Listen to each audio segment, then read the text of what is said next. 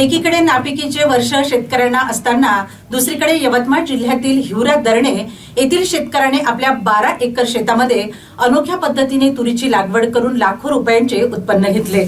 शून्य मशागत शेती करीत एसआरटी पद्धतीने शेतात तुरीची लागवड करण्यात आली।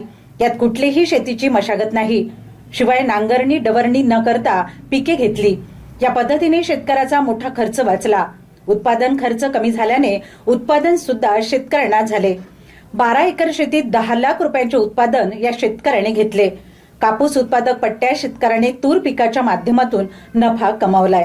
पद्धत म्हणजे सगुना रिजनरेटिव्ह टेक्निक दादा चंद्रशेखर भडसावळे यांनी कृषीभूषण कृषीरत्न जे दादा चंद्रशेखर भडसावळे आहेत त्यांनी हे तंत्र शोधून काढलेलं आहे।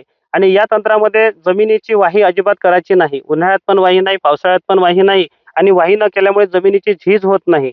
बरेचदा काय होते की जेव्हा डवरणी करतो आपण त्यावेळेस डवरणी केल्यामुळे माती उखरल्या जाते, पाऊस आला की ती माती वाहत जाते, म्हणजे आपल्या हाताने आपण जमिनीची जास्त झीज करून राहिलेलो आहोत। तसंच उन्हाळ्यामध्ये वाही न केल्यामुळे हा फायदा होतो की जमीन उखरल्यामुळे त्याची मुळं वर येतात आणि कचरा होऊन जातात, त्याचं वाळून जातात। पण जर आपण जमीन उखरलीच नाही तर जे काही अगोदरच्या वर्षीच्या पिकाची मुळं आहे, कारण पीक आपण कापून घेतल्या जाते ह्या पद्धतीमध्ये, तर ते मुळं आतमध्ये कुजतात, त्याचं खत समोरच्या वर्षीच्या पिकाला होते। आणि जे मुळं जमिनीमध्येच राहतात, असंख्य असे मुळं त्या पिकाला असतात, कोणत्याही पिकाला, तर ते मुळं कुजल्यानंतर त्याचं खत होते। आणि जे त्याच्यामध्ये फेन्स राहतात, जे पोकळी निर्माण होते जमिनीमध्ये, त्याच्यामुळे त्या पाण्याचा निचरा खूप छान होतो पिकाला, त्या मुळाला हवा खूप छान मिळते।